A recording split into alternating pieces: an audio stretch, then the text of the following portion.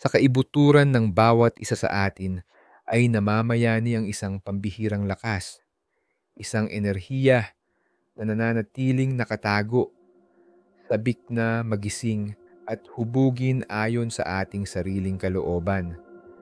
Ito ang pinakapuso ng ating pagkamalikhain, ang pundasyon ng ating pag-iral, ang ating lakas buhay. Bagaman hindi ito nakikita ng mga mata, hindi maitatanggi ang epekto nito. Hinuhubog nito ang ating kaisipan, damdamin, maging ang mismong realidad na ating ginagawa sa paligid natin. Para sa marami, ang enerhiyang ito ay nananatiling misteryoso, isang esoterikong konsepto na mahirap maunawaan. Ngunit sa katotohanan, ito ay naririyan sa lahat ng pagkakataon, palaging gumagalaw, sumasalamin sa buhay at kamalayan. Ang tunay na tanong, paano natin mapamamahalaan ang kapangyarihang ito at maitutok upang maglingkod sa atin? Sa video na ito, matutuklasan mo ang unang hakbang sa pagsakop ng lakas buhay. Ang inspirasyon ay nagmula sa sinaunang karunungan ng okultismo, mga turo ng hermetika at kasanayan ng qigong na napasa-pasa sa mga salinlahi. Ihanda ang iyong sarili na gisingin ang nakatagong kapangyarihan sa iyong kaibuturan. Isang lakas na, kapag napagtagumpayan, kayang baguhin ang iyong isipan, katawan, at mismong realidad. Upang magsimula sa landas ng pagmamangha ng enerhiya, kailangan muna nating maunawaan ano nga ba ang tunay na likas ng enerhiya at paano ito nagkakabisa sa isang daigdig na hindi abot ng mata. Mulat sa pool, kinilala na ang enerhiyang ito sa maraming pangalan: prana, chi, ether, or basta lakas buhay. Inilarawan ni Franz Bardon sa kanyang aklat na Initiation into Hermetics ang enerhiya bilang pinakapundasyon na nag-uugnay sa kaluluwa, espiritu at katawan. Siya ay nagbabala, kung wala ang pagpipigil sa enerhiya, ang tao ay parang dahong hinampas ng hangin, walang magawa sa harap ng mga puwersa ng sansinukob. Ang lakas buhay na ito ang siyang tagapag-udyok sa lahat ng pag-iral. Sa ating araw-araw na buhay, nagmamanifest ito bilang sigla sa kalusugan, kawirian sa emosyon, at direksyon sa kaisipan. Tinukoy ni Eliphas Levi ang lakas buhay bilang kairan magnetiko, isang maselang ngunit makapangyarihang esensya na bumabalot sa buong kalikasan, handang hubugin ng kagustuhan ng tao. Sa Dogma and Ritual of High Magic, inihambing niya ito sa isang ilog. Ito ay likas na umaagos, ngunit maaaring likhain, itutok at baguhin. Naniniwala siya na ang sikreto ay nasa pagsakop ng agos. Ang sinumang nakauunawa sa kairan magnetiko ay naisa sa katawan ang iniisip, nagagawang kapangyarihan ang intensyon, at pinapaliyab ang kaluluwa sa liwanag. Dapat nating maalala, ang enerhiya ay hindi hiwalay sa atin. Ito ang ating mismong esensya, hinuhubog ng gawain, damdamin at kaisipan. Sa bawat paghinga, patuloy nating inuukit ang daloy ng lakas buhay sa ating sarili. Ipinaliwanag ni Aleister Crowley sa Magic Without Tears na ang pagsakop sa lakas buhay ay nagsisimula sa pagkakaunawa at pamahala ng tatlong pangunahing aspeto ng tao. Katawan, naingangalagaan ang lakas pisikal at sigla sa tamang nutrisyon, paghinga at galaw. Kaisipan, ang mga iniisip at hangarin ay lumilikha ng panginginig na bumabalot sa buong katauhan. Espiritu, ang pinakamaselan at pinakamakapangyarihan, pinagmumulan ng lahat ng enerhiya. Isinakatawan niya ito sa isang makapangyarihang pahayag. Ang mahika ay sining ng pagbabago ng realidad sa pamamagitan ng disiplinadong kalooban, at ang kalooban ay enerhiya sa pinakadalisay na anyo nito. Sa pilosopiyang Sino at Qigong, ang sining ng pagdaloy ng enerhiya sa pamamagitan ng hininga, ang Qi ay nilalarawan bilang puwersa ng buhay na sumasaklaw sa lahat ng bagay. Ito ang hininga ng buhay, ang esensya na bumubuhay sa katawan, sumusuporta sa isipan, at nagpapalago sa kaluluwa. Kaiba sa mga abstraktong teorya, ang Qigong ay nag-aalok ng konkretong karanasan sa enerhiya. Tinuturuan nito na ang lakas buhay ay hindi lamang dapat paniwalaan. Ito ay mararamdaman at mapamamahalaan. Ang mga sinaunang teknik ay tumutulong upang iregula ang sistemang nerbiyos, pagbutihin ang sirkulasyon ng dugo, paiigtingin ang kamalayan sa katawan hanggang sa karaniwang di maabot na antas. Sa tradisyong Taoismo, ang Qi ay bunga ng pagsasama ng Yin at Yang, dalawang magkasalungat na puwersang nagtutulungan upang hubugin ang universo. Ang Qi ay may dalawang dimensyon, pisikal at biolohikal. Kinokontrol ang panunaw, sirkulasyon at gawain ng mga organo sa pamamagitan ng masalimuot na mga daluyan ng enerhiya. Dipisikal at espiritual, nagsusustento sa isipan, damdamin at kalinawan ng kamalayan. Kapag malaya ang daloy ng Qi, nananaig ang pagkakabagay, kalinawan at balanse. Ngunit kapag may hadlang, umuusbong ang kalituhan, kawalang stabilidad sa emosyon at maging karamdaman.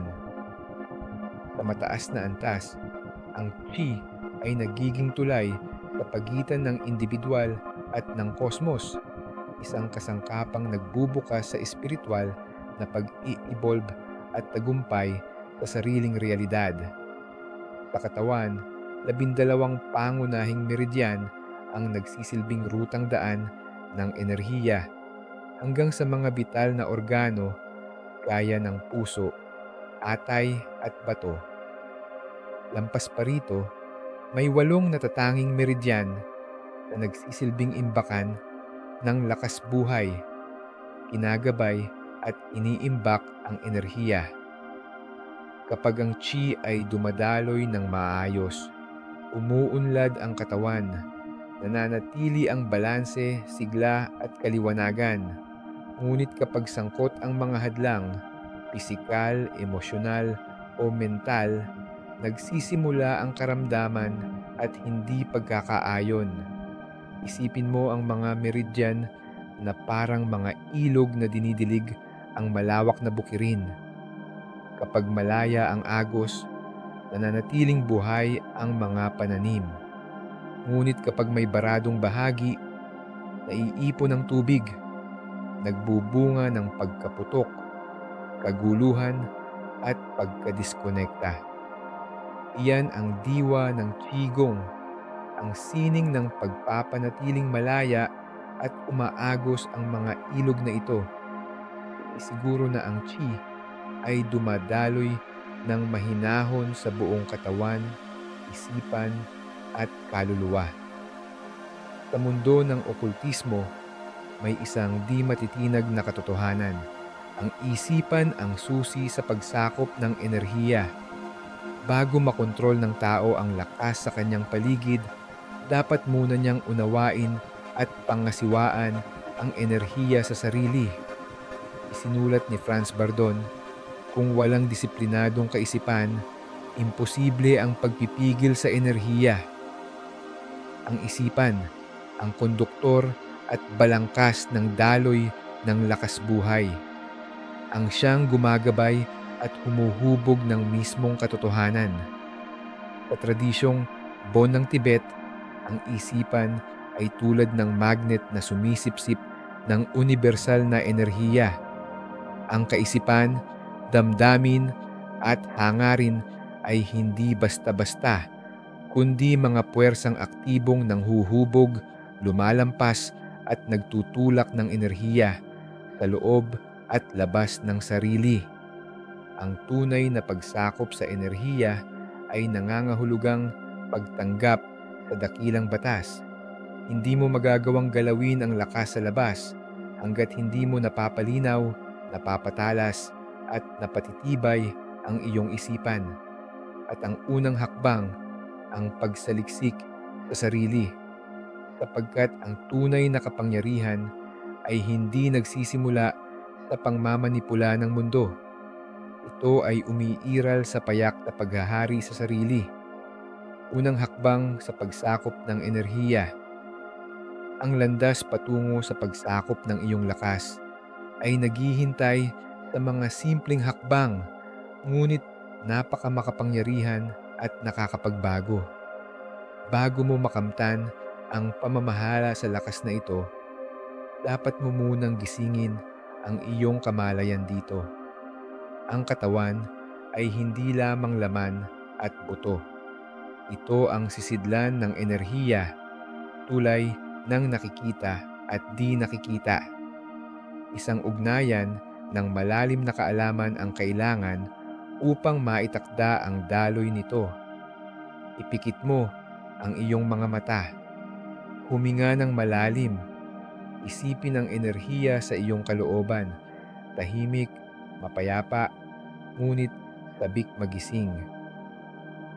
Unang hakbang, damhin ang enerhiya. Hanapin ang isang tahimik na lugar. Umupo o humiga ng komportable.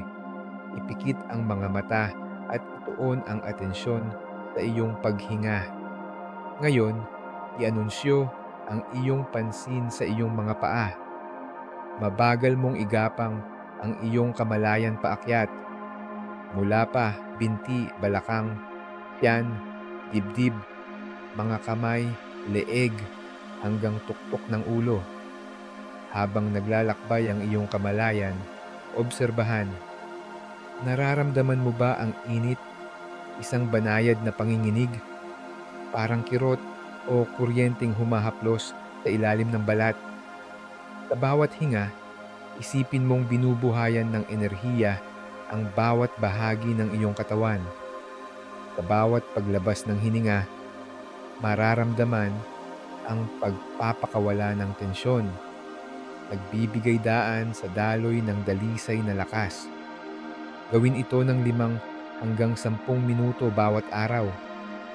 Ang payak na pagsasanay na ito ay magpapalalim ng iyong persepsyon, magpapaluwag ng katawan, at maghahanda ng iyong mga rutang enerhiya para sa mas malalalim pang gawain. Ikalawang hakbang, sakupin ang paghinga. Wika ni Eliphas Levi, ang paghinga ang daan upang masipsip at maipamahagi ang kairan magnetiko. Sa Qigong, sumasakop sa Qi ang tunay na pagsasanay ng tamang paghinga.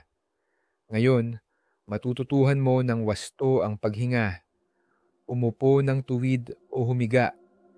Ilapat ang isang kamay sa tiyan at ang isa sa dibdib. Huminga ng malalim gamit ang ilong. Hayaang lumobo ang iyong tiyan.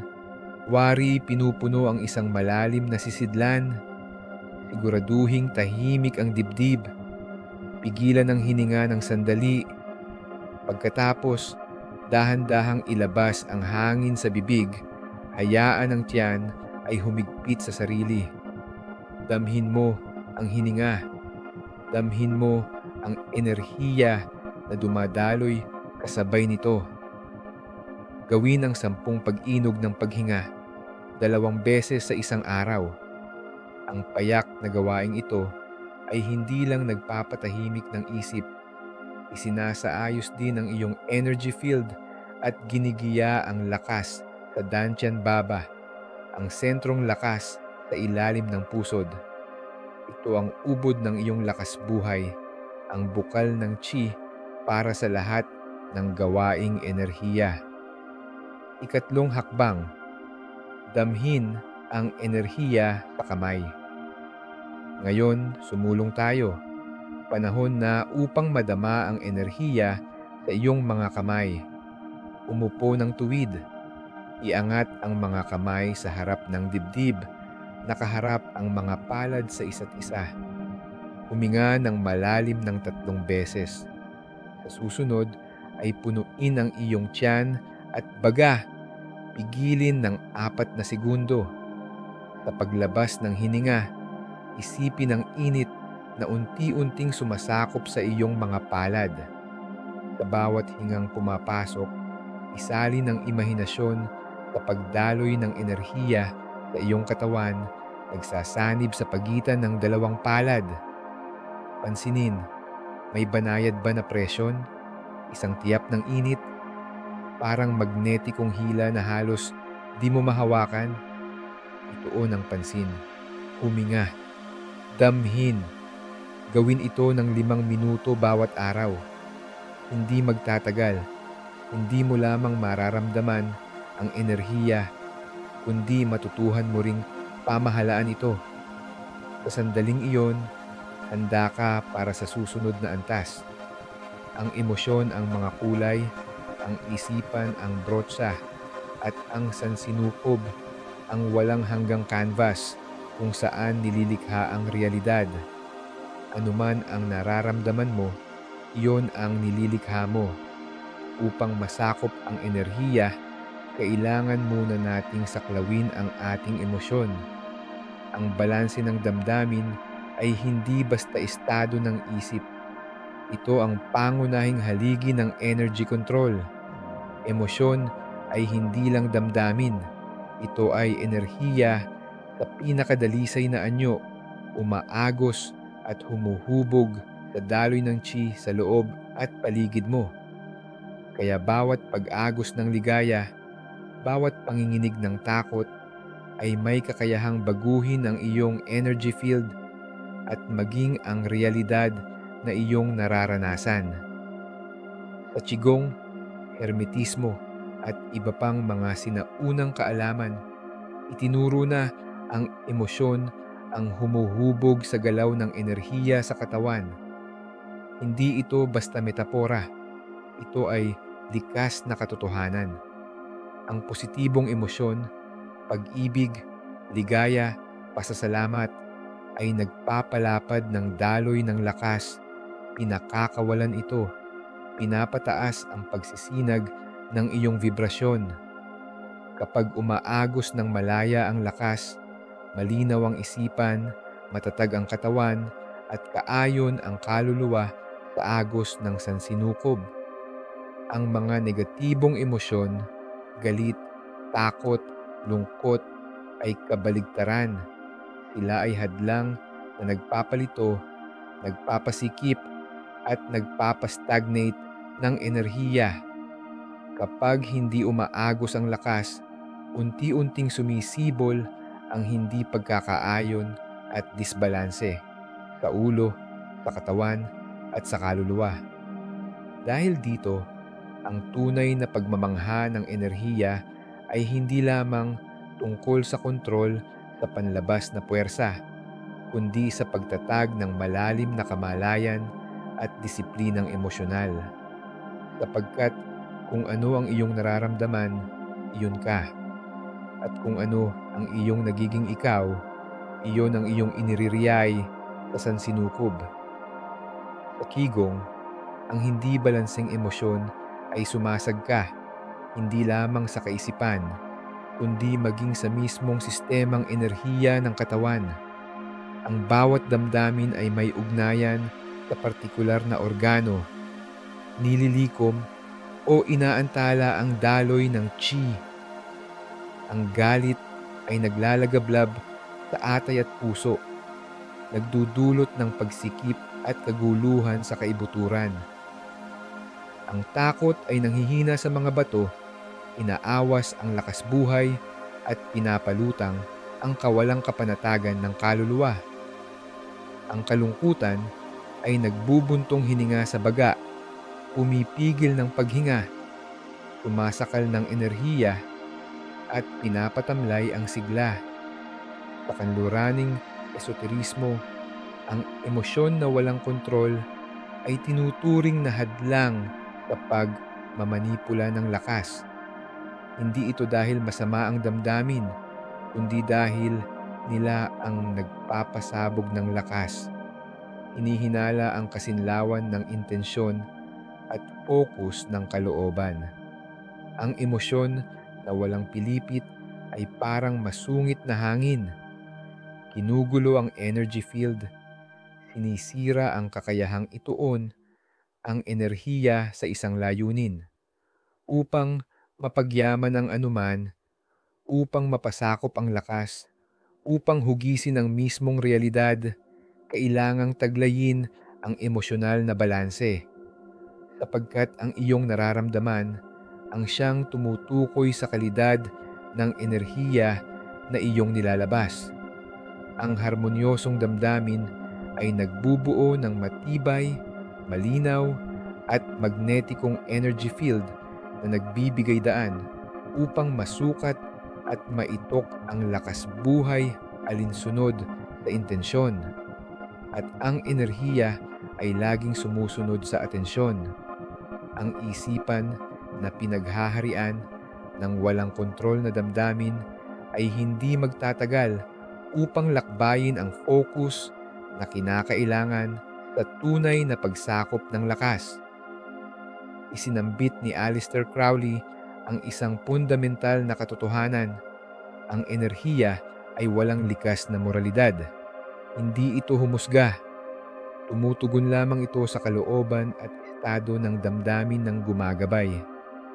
Ibig sabihin, ang isang gawaing nagmumula sa lakas ay maaaring lumikha o sumira, hindi dahil sa katangian niya, kundi sa layunin at linaw ng kalooban na nagtutulak dito. Kumikilos ang enerhiya sa buong sansinukob, umaagos sa ganap na harmonya sa intensyon at konsentrasyon ng nagpapakilos nito. Hindi lamang sa pagsiko ng lakas bago ang katuwang na kamalayan na humuhubog at gumagabay dito. Ang abilidad na mag-isip, makaramdam, at magtuon ng lubos na sinag ng diwa ay siyang pinagmumulan ng lahat ng pagsasanay at pagsasakatuparan. Mula sa larangan ng pisikal, mental, hanggang espiritual. Ang intensyon ay binhi. Ang konsentrasyon ang puwersa na nagpapasigla dito. Ang tunay na intensyon ay hindi simpleng pangarap na nawawala o napapadala sa agos ng isipan o ego. Ang tunay na intensyon ay tumitibay mula sa malalim na ugnayan ng puso at kaluluwa, mula sa ganap at walang bahid na linaw ng mitiin. At sa pag-ukit ng intensyon sa kaibuturan, ito ay hindi lamang ideya. Ito ay utos ng enerhiya na yumayakap sa realidad. Unti-unting isinusulat ang materyal na mundo ayon sa kasidhian ng iyong vibrasyon. Sumasabay ang kaisipan sa pagsunod dito at ang landas ng pagsasakatuparan ay nagbubukas. Ang lakas na ito ay maaaring gamitin sa pagpapagaling, transformasyon, o pag-abot sa mas mataas na antas ng kamalayan. Ngunit higit pa sa hangarin, kinakailangan ng ganap na paglalapat ng sarili at paninindigan sa kilos ng pagtuon at paggabay sa lakas. Konsentrasyon, haligi ng pagpapamanifest. Kung ang intensyon ang tumutukoy ng direksyon, ang konsentrasyon ang yumayakap at sumusustento dito. Ang konsentrasyon ay sining ng isip, ang kakayahang tipunin at ituon ang lakas ng diwa sa iisang punto. Kung walang konsentrasyon, magkakawatak-watak ang enerhiya, magiging mahina ang bunga. Ang isip ng tao ay likas na mapanlikot, palipat-lipat sa isang bagay tungo sa iba, madaling maabala, mayugyog ng panlabas at panloob na salik. Kaya ang tunay na tagumpay sa pagsakop ng lakas buhay ay siyang nagsisimula sa disiplinang mental. Kapag nilalapat mo ang buong kamalayan sa isang bagay, ikaw ay aktibong humuhubog at nagtutok ng daloy ng lakas buhay.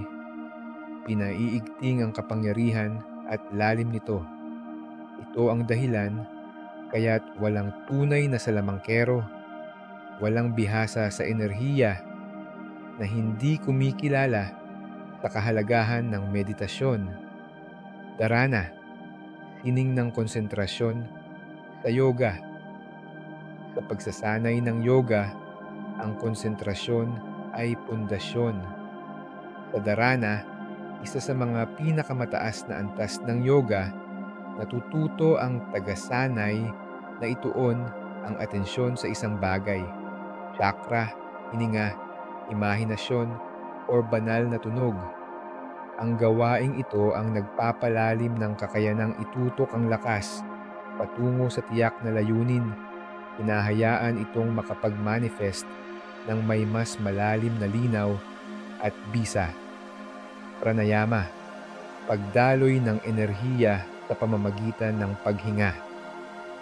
Ngayon, ating isapuso ang ugnayan ng intensyon at konsentrasyon gamit ang kapangyarihang pranayama, di lamang kontrol sa hininga, kundi malaytaas na paggabay sa likas na daloy ng lakas buhay mula sa katawan, pati sa mga mas banayad na patong ng enerhiya.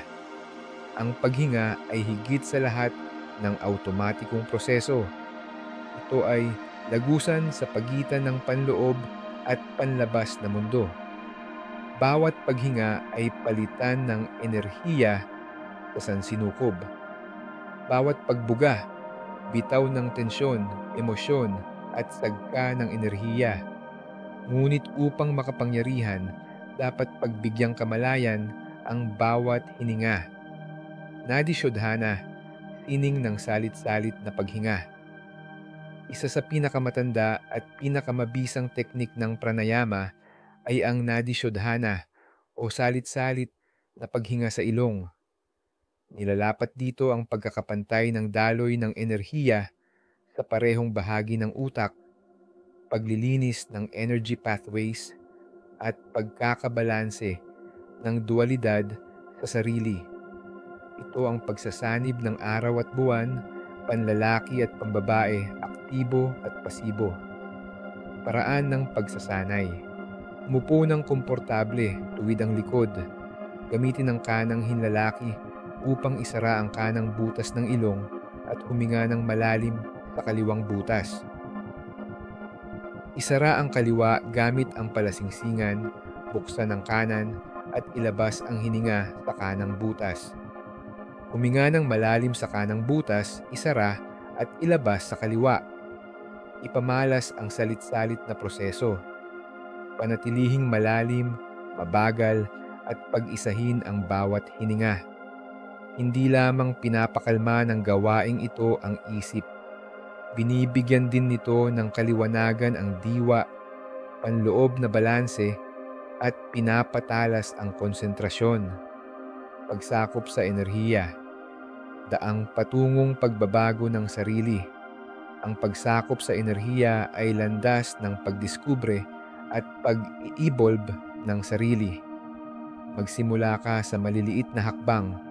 Obserbahan ang katawan, huminga ng malay taas, magnilay, gumamit ng imahinasyon, at higit sa lahat, itaguyod ang ganap na kalinawan ng intensyon.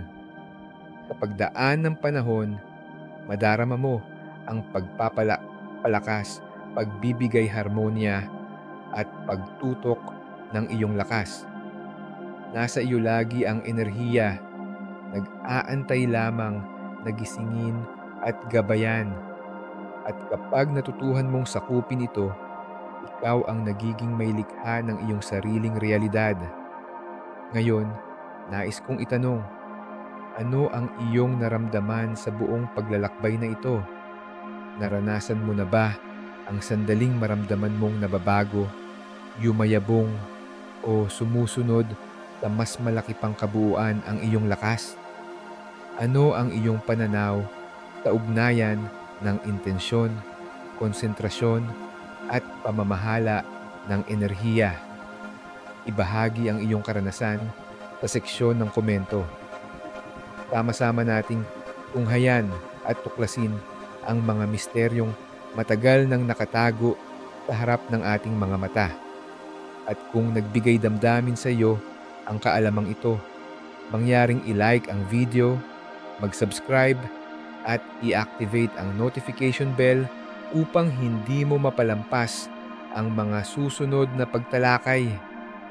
Sapagkat ito pa lamang ang simula. Mahaba ang lakbayin ng pagmamangha ng lakas, ngunit piliin mong tumahak. Magkasama tayong maglalakbay. Maraming salamat sa iyong pagtutok.